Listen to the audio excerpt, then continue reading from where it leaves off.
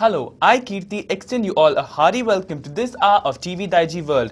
Today's telecast is sponsored by UAE Exchange, world's trusted money transferer. First, the news headlines. Lack of devotees flock for the annual Sugimari of Kapu Temple. Symposium on how to make eye donation effective organized at Vishidyana Kendra. Exclusive feature story on restoration of a traditional Guttu house at Kodial Bale. And in our entertainment part, we have Bondel group performing at Konkani Nirantari.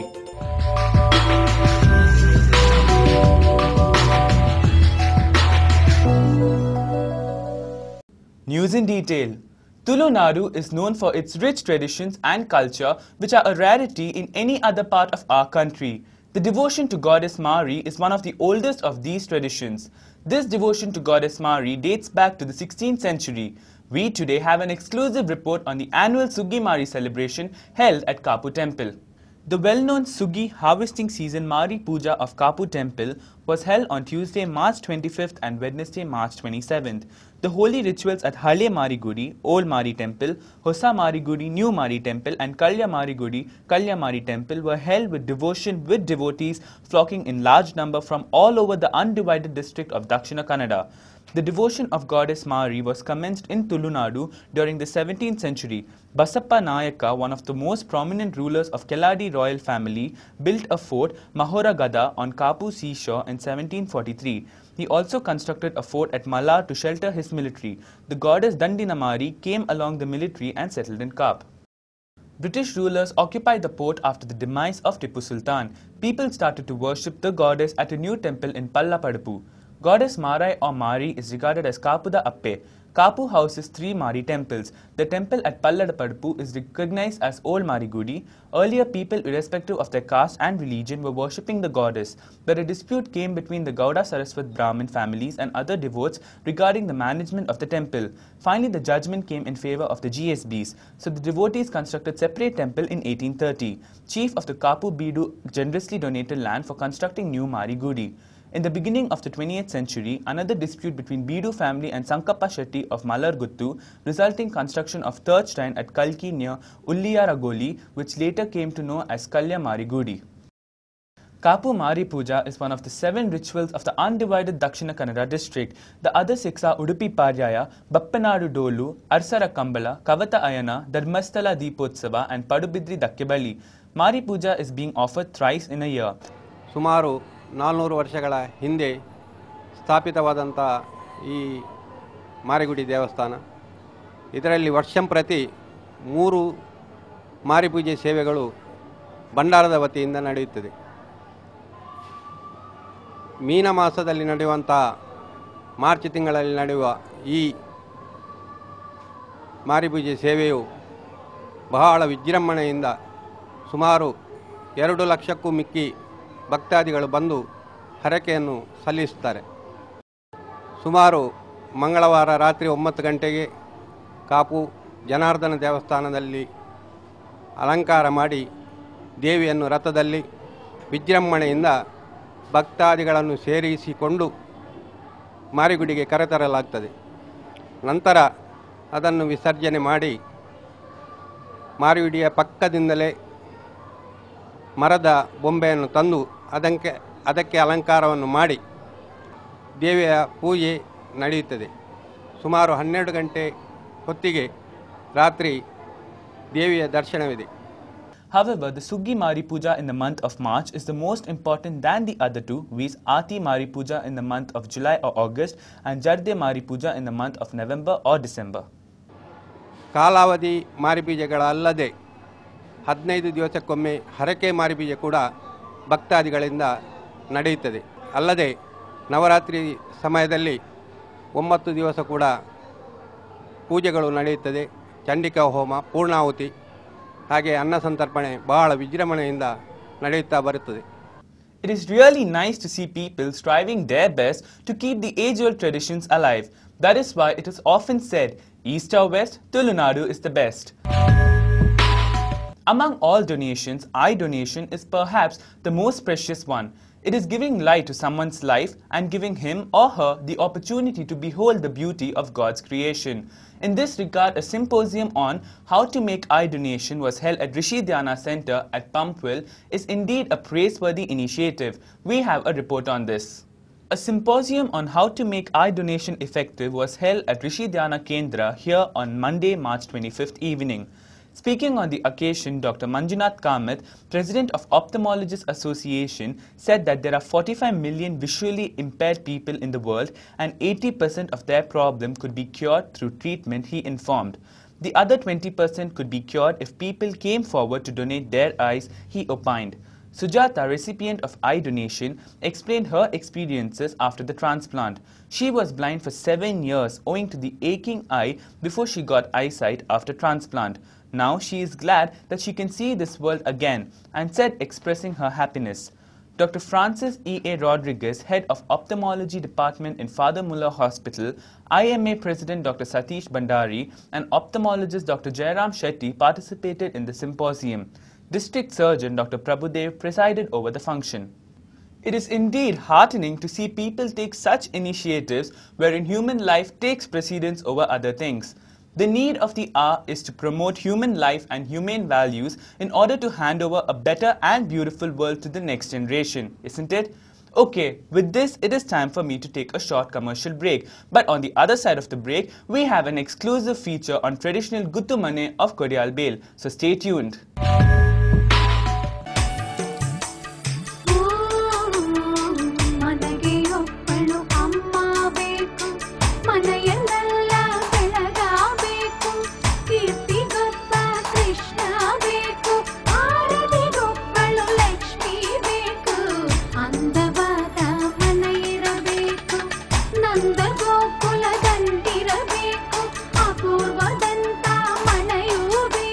Apurva for apt life. बहरेनात आणि मस्कताक जाय पडल्यात. House nurse, house driver, house teachers, house gardener, beautician, babysitters, sales girls, house maids, Arabic cook आणि house boys मुंबईत रावची. गांवांतावन Mumbai international एअरपोर्टाक पावोवची वेवस्था, इमिग्रेशन, तिकेट आणि मेडिकल सगळे सिलेक्शन मॅनेजर करता. फोटो सांगता अर्जी धाडूंक विळास selection manager, post box number 1302, Mangalore 575006. Selection manager आता 23व्या वर्सांत.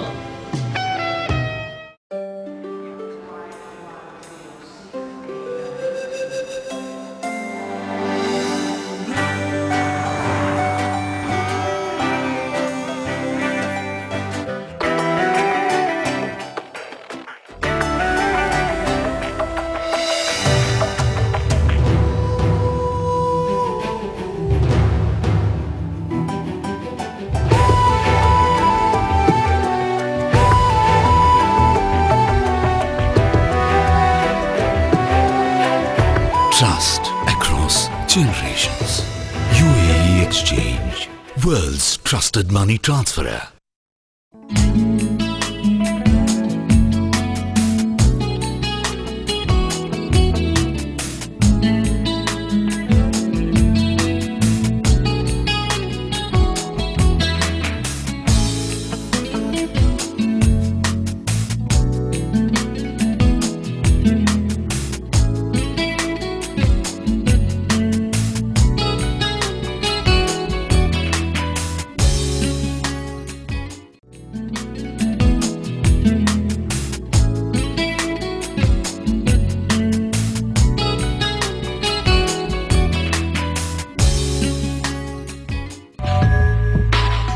The Buns community is an abode for many rich and rare traditions of Tulunadu. In olden days, the Buns community was blessed with stately residential complexes called Guttumane and vast lands. But with changing scenario, the once proud Guttu houses are now hemmed in by concrete high-rise monstrosities which dwarf the original landmark. We now bring to you an exclusive feature on Guttumane situated at Kodial Bale West, which is being restored to its former glory.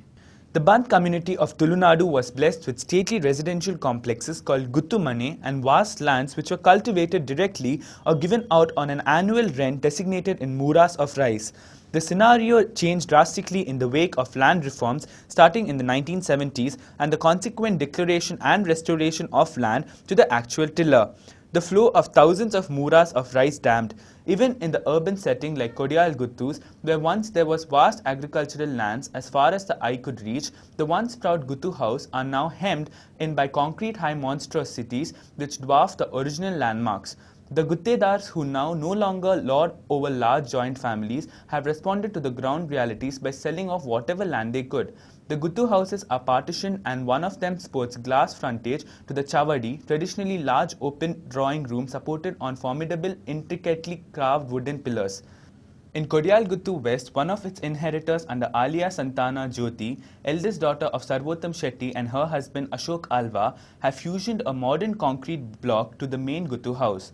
They have also walled in the front portion of the earlier open access Chavadi, but the Chavadi itself and the inner courtyard open to the sky have been retained in their original avatar with spick and span maintenance. There is also a small diameter drinking water well called Guel at the entrance of Chavadi and a traditional square step ritual pond. They are perennial sources of water supply now aided by motor pumps.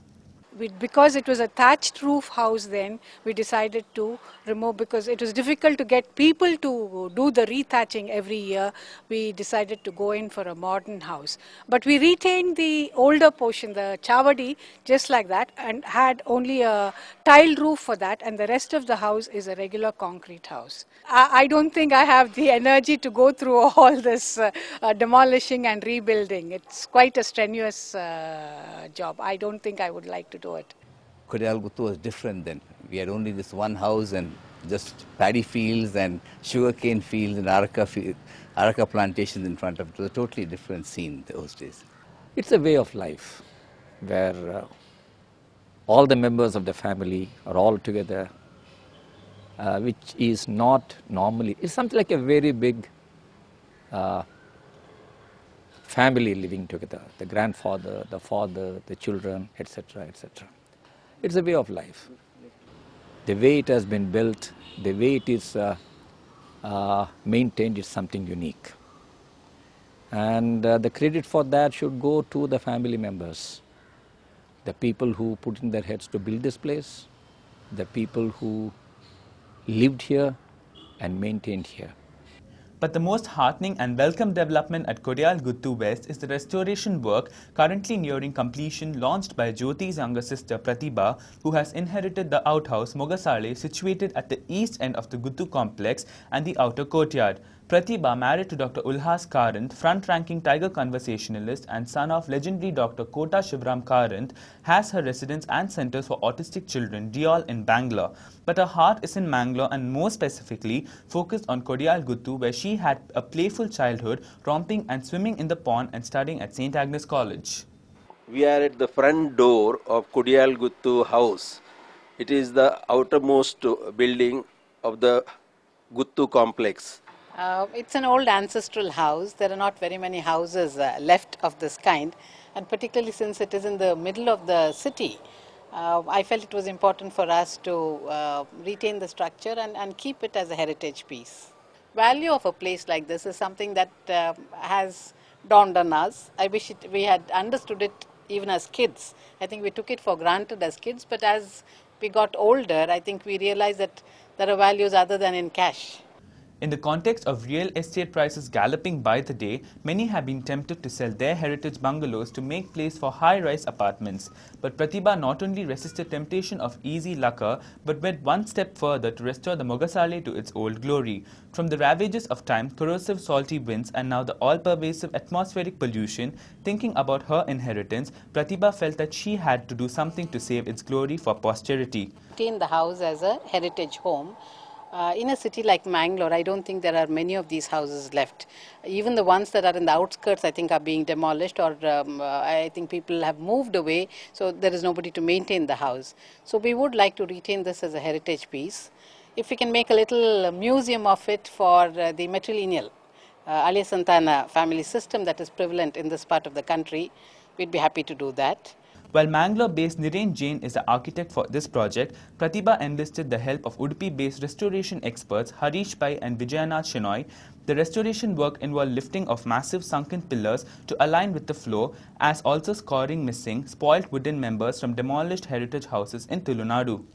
Kudiyal Guttu, the name itself suggests that they were the landlords of this entire region. So obviously there are a lot of activity in this house and a lot of people in there. It's never an empty house. I think the main problems were these Mangalore roof tiles, which are the old molds. So I think these are not available today. So you need to go hunting for these, and I think Harish Pai did quite a job in getting quite a few of those tiles to match the old tiles. Also, the bases of a lot of these wooden pillars had rotten off, so we had to put a strut prop and remove the wooden pillars and remove the rotten part and replace it with a granite base of the same mold and shape. So I think now it is a lot more in a lot more sound foundation. It is just not, we didn't want it to just look like it's renovated. We also wanted to retain those old materials and old techniques that were used in constructing these things. Children, we were compulsory taught how to swim. We were thrown in here because hanging around and playing around the tank, you might fall into it any time. So to avoid a mishap, we were thrown in there with all our uncles standing around in a circle here, and we were taught how to swim. It's never dry, as far as I can remember. And as children, we used to swim. Every weekend, we used to, all of us, all my cousins, this is a joint family house. We are about 30, 40 children. All of us would get down and get inside the kere, and the whole day we would spend there playing in the water. They used to use the water for gardening. Pratibha has been spending a week in a month in Mangalore taking postgraduate programs at M.B. Shetty College of Speech and Hearing. She has taken advantage of these visits to liaise with those executing the restoration project. Well, we'd like to have a small trust in the name of the family and support women for vocational growth, educational growth, and such other things. It is indeed a great work undertaken by untiring Pratibha Karant. When everyone wants to do away with traditions, she has swarmed against the current by taking up this restoration work. Also notable is that she does not consider her work heroic, though it is involved going against the dominant trend of liquidating heritage in pursuit of